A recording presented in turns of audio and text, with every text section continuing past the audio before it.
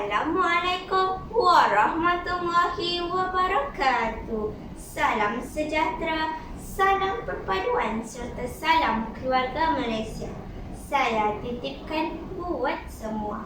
Terima kasih Tuan Pengerusi Majlis, barisan para hakim yang adil lagi bijaksana, rakan-rakan yang saya hormati sekalian. Pada hari ini saya ingin menceritakan sebuah cerita yang bertajuk Si Tanggang. Si Tanggang tinggal bersama-sama ibu dan bapanya di sebuah pulau. Mereka hidup dengan sangat miskin. Setiap hari, Tanggang akan pergi ke pantai untuk memburu haiwan-haiwan di sana. Di situ ada banyak lotong. Tanggang memang gemar memburu lotong. Lotong-lotong ini selalu memusnahkan dan memakan hasil-hasil tanaman mereka. Pada suatu hari, sedang asyik Tanggang memburu lotong, tiba-tiba seekor lotong muncul lalu menerkamnya. Aduh, sakitnya lenganku, jerit Tanggang. Lotong itu pun kemudiannya melarikan diri. Tanggang menjerit-jerit memanggil sesiapa yang dapat membantunya. Jeritan Tanggang didengar oleh seorang kelasi kapal yang sedang duduk berehat di situ. Ayuh ikut abang, ajak si kelasi kapal. Mereka pun menuju ke sebuah kapal yang sedang berlabuh. Kelasi kapal itu turut mengajak Tanggang untuk berlayar bersama-sama kelasi yang lain. Kapal pun berlayar. Tanggang dijaga dengan baik oleh kelasi dan nahkoda kapal itu. Dia dijadikan anak angkat nahkoda tersebut. Tanggang sangat gembira dengan layanan yang diberikan oleh kelasi dan nahkoda itu. Dia pun terlupa akan ibu dan bapanya di kampung. Nahkoda turut mengajarkan Tanggang cara-cara untuk berlayar. Kau akan menjadi seorang pelayar yang sangat cekap, kata nahkoda. Tanggang menjadi bangga dengan mendengar kata-kata nahkoda tersebut.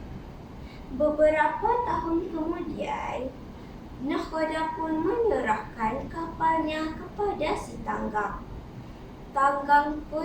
Namun Tanggang berubah sikap menjadi seorang yang sombong dan tamak.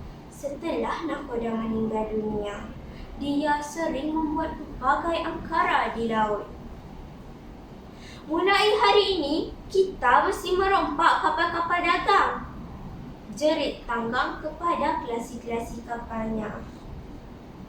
Akhirnya, sejak hari itu, banyaklah kapal-kapal dagang yang menjadi mangsa rompakan Tanggang.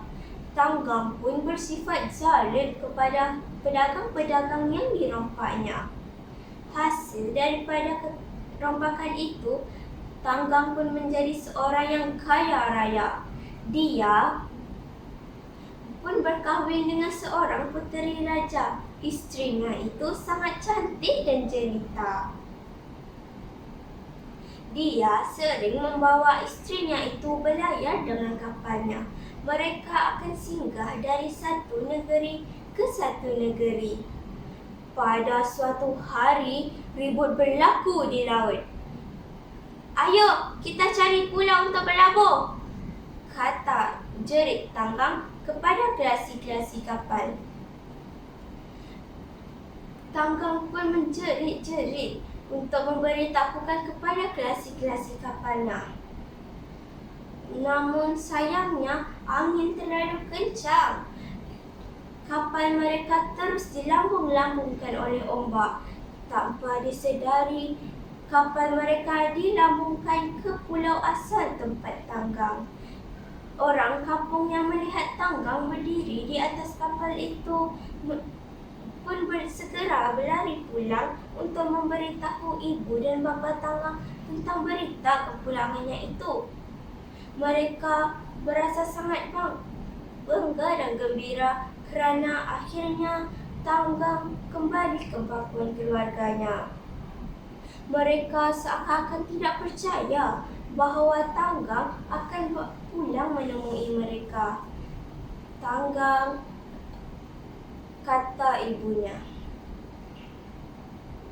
Mereka pun menaiki sebuah perahu kecil untuk ke kapal Tanggang. Aku sudah tidak sabar ingin bertemu dengan si Tanggang, kata ibunya dengan perasaan terharu. Mereka cuba memeluk Tanggang, namun sayangnya Tanggang berasa sangat malu dengan keadaan ibu dan bapanya yang miskin itu. Kamu berdua turun dari kapal ini, tengking Tanggang kepada ibu dan bapanya. Kasihanilah ibu kamu ini, dia sudah lama menunggu kepulanganmu, rayu ayahnya. Namun Tanggang sedikit pun tidak menghiraukan kata-kata ayahnya itu. Kasihanilah kami, aku ibumu nak, kata ibu Tanggang sambil menangis-nangis. Tanggang tetap tidak menghiraukan mereka. Ibu Tanggang pun lantas berdoa kepada Tuhan. Seketika kilat memancar di langit. Tubuh Tanggang berasa panas. Sedikit demi sedikit, tubuh Tanggang bertukar menjadi batu. Tanggang anak derhaka pun tenggelam bersama-sama kapalnya. Itulah akibat kepada orang yang menderhaka kepada ibu dan bapa mereka. Kawan-kawan, pengajaran dari cerita ini ialah janganlah sesekali kita menderhaka kepada ibu bapa kita, kerana merekalah insan yang mendidik kita. Sekian, wabillahi taufiq wa hidayah. Wassalamualaikum warahmatullahi wabarakatuh.